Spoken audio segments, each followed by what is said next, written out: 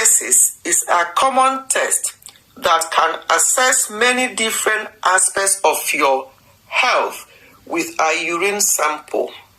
Healthcare providers often use urinalysis to screen for or monitor certain health conditions and to diagnose urinary tract infections. Hello everyone, welcome back to Ifechi Health and Wellness. Today we are talking about urinary tract infection. I actually decided to talk about this because somebody shared with me the fact that they've been having repeated urinary tract infections. I asked her certain questions and the answer she gave me showed that she was not actually doing the right things that will help her to look after her urinary tract. What is a UTI, which is urinary tract infection? It is a condition in which bacteria invade and grow in the urinary tract. And the urinary tracts are kidneys, ureters, bladder, and urethra. Most UTIs occur in the bladder or in the urethra. Signs and symptoms are burning during urination, cloudy or bad smelling urine, blood in urine, feeling a need to urinate often or right away, pain in the back or lower abdomen, fever, chills and fatigue. Some conditions such as diabetes, hormone changes, kidney stones, or enlarged prostate may increase the risk of UTI. How can UTI be diagnosed? Simple urine sample can do it.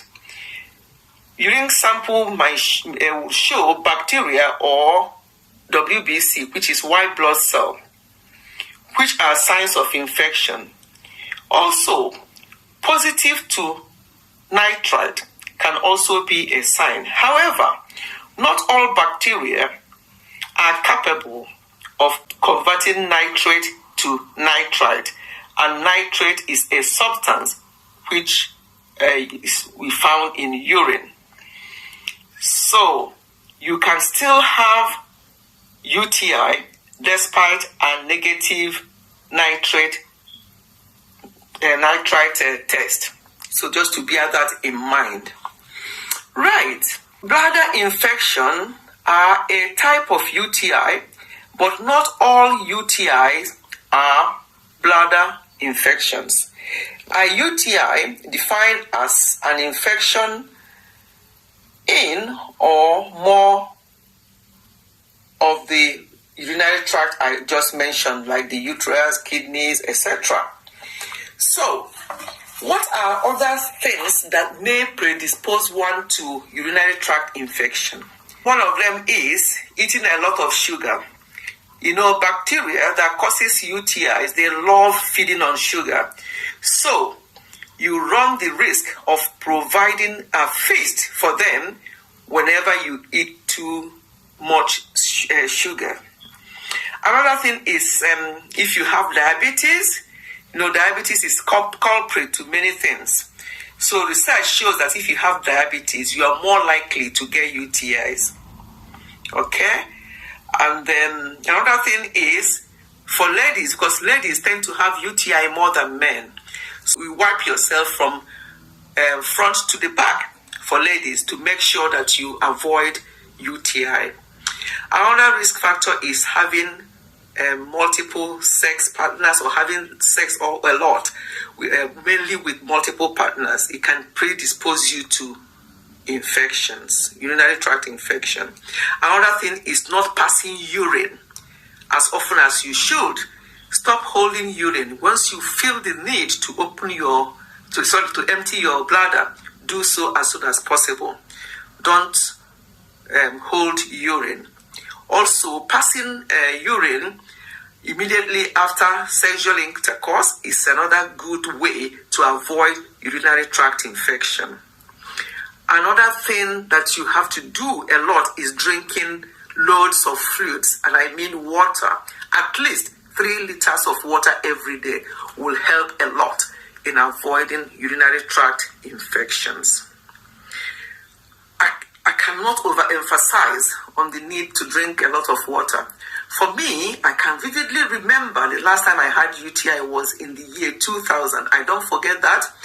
And obviously since then, I've never had UTI again. And I've been very, very consistent with looking after myself, drinking lots of water. The person I was speaking with was saying that, she uses several things to wash down there and all the rest of it. And I said to her, you don't need, ladies, listen, down there you don't need a lot of this soap, that one to wash down there. That place is actually self-cleansing. Only plain water will be enough. And if you use plain water to wash yourself down there and you still have some odor or issues down there, then there's something else that is wrong. Just have to increase your fluid intake or check yourself out. Ordinarily, that place should be just minimal cleansing will just do it. Just make sure that your underwears are clean, that change regularly. Just do things that you need to do. But using excessive soap and wiping and washing and doing this is not the way to take care of down there. So make sure that you are not too harsh to yourself, because some ladies think that, you have to do this, you have to wash that. Just make sure that your underwears are washed properly, there's no detergents left on them. And, but all this washing down there is not really required. So that was what I shared with the lady, because she told me that she was using all sorts of things to wash down there because she doesn't want any odor, she doesn't want that. And I said, no, you don't need that. Once you are doing the right things, eating the right food, drinking good amount of water, making sure that you empty your bladder once as is necessary, making sure that you look after your general health. Sometimes somebody will just finish using the toilet and you enter after them, you'll be like, oh my God. And that was just their urine stinking like that. And the color of the urine should not be cloudy. It should not be too dark. It should just be normal color. When you see normal colored urine, you will know it will be light. It will not be too diluted, and it should not be too cloudy or dark in color. To just have normal pale yellow type of color. Then you know that that's the right the color of the urine, and it should not have an odor. Just have normal urine odor, but this strong smell that you get from people sometimes after they use the toilet just to pass urine is not good. So let us be very, very intentional about looking after ourselves to avoid UTI, because repeated UTI is not good.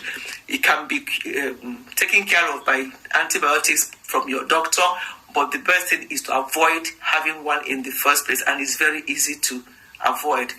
If you can just listen to what I just said now and adhere to them, you see that you have a good chance of not having UTIs. Okay then, goodbye everyone. See you again soon. Bye.